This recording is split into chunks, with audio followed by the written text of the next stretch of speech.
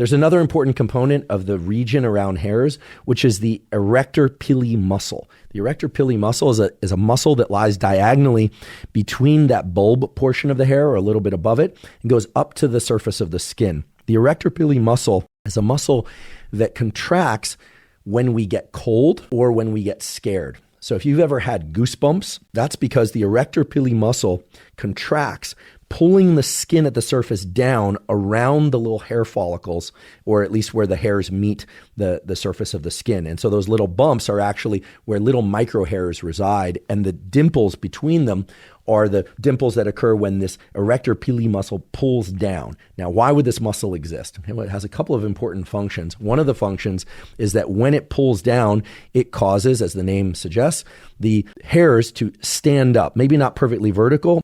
When you hear, oh, I was so frightened, my hair stood up on end, and that's because the hairs become erect. They stand up. Now, why would this happen when we get cold? It happens because when the hairs stand up, air can be trapped between those hairs and can actually warm our body.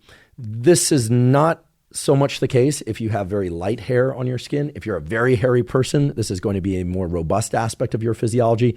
And yes, this is why dogs like huskies can go out in the snow and still remain warm. When they get cold, their hairs actually stand up a bit on end because of the contraction of these erector pili muscles, trapping air in there, and then their body warms the hair trapped beneath the hair. And it's sort of like they've got a blanket on made by the interface between the hair, the air, and their skin. So just to recap all the components of hair and the different things around it that are going to be relevant for understanding how to replace hair that's lost.